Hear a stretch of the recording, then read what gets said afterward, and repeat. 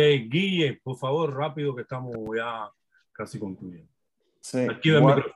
buenas noches y primeramente quisiera darle buenas noches a todos y disculparme también por haber entrado tarde. No pude. Habla un poquito más alto, Guille, Sí, porque no te sí, oigo. sí. Oye, que quisiera dar las buenas noches a todos y disculparme al mismo tiempo por no haber podido entrar antes. Lo siento. Yo tengo una pregunta que yo no sé si este tema se tocó anteriormente, pero es el tema acerca de la Constitución de 1940. Yo quisiera saber si la Constitución de 1940 no pudiera ser la herramienta que pudiera servir a nosotros para hacer la transición y después de modificarla en la medida de sus necesidades.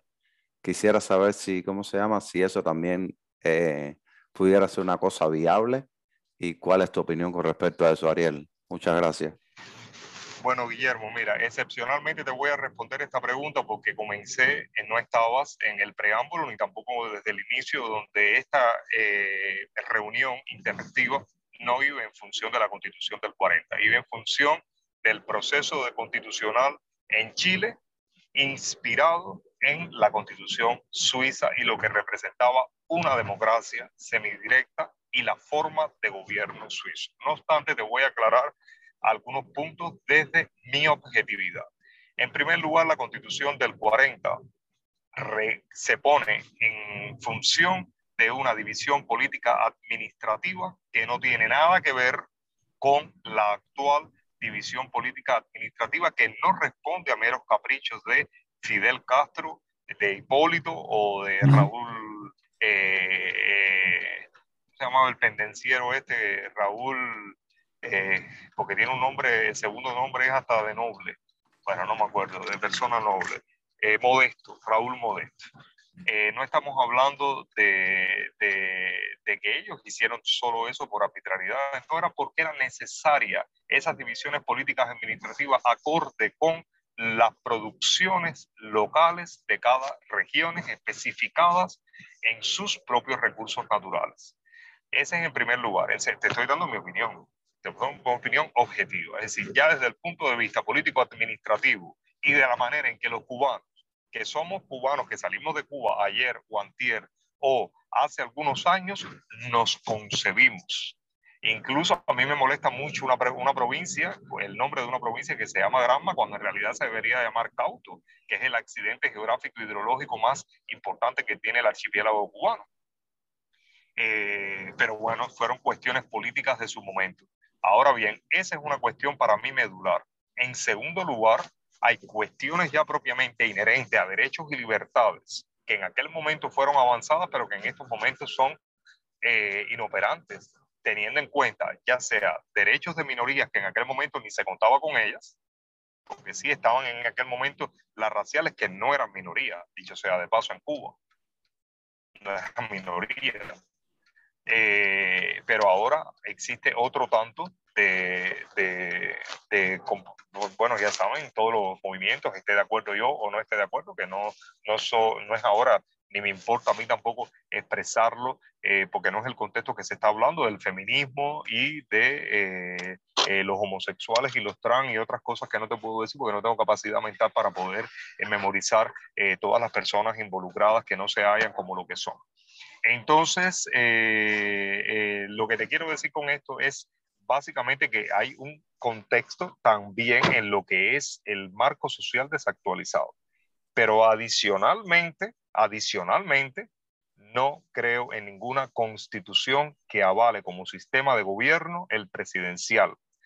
Todas las constituciones en el mundo, todas, no ha escapado una, excepto algunos países nórdicos que tienen la cuestión monárquica muy particular y entre ellos también dentro de ellos hay sus fisuras y sus problemas muy medulares, porque podríamos poner el ejemplo de Suecia y ahí podría hablarle de solo un detalle. Me estoy refiriendo al resto de los países que no tienen monarquía y que no tienen una ancestría como país, como lo son la mayoría de los países europeos.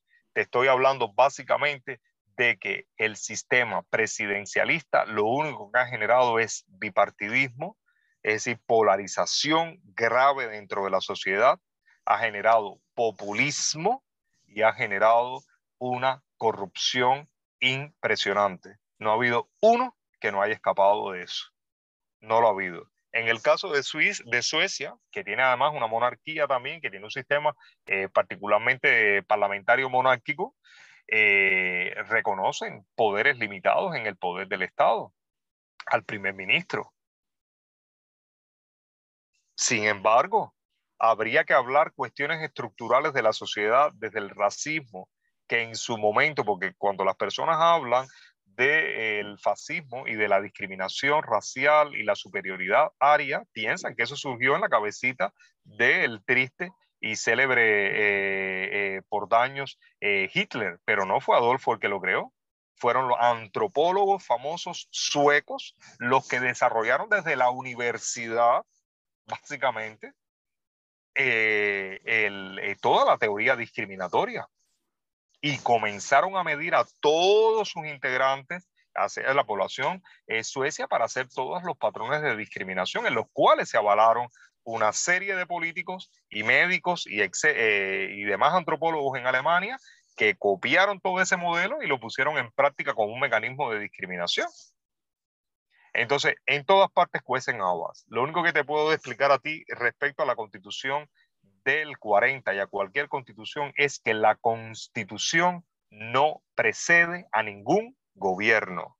La Constitución es un proceso que se escribe, la escriben sus ciudadanos, y obviamente la manera de escribirlo, como todos los ciudadanos no pueden poner una letra, y como no se puede, tiene que haber mecanismos de expresión para poder llegar a un consenso, se genera que quien los escriben son los parlamentarios o los asambleístas, en dependencia de cómo lo tenga definido cualquier sistema de gobierno en un país que representa al soberano.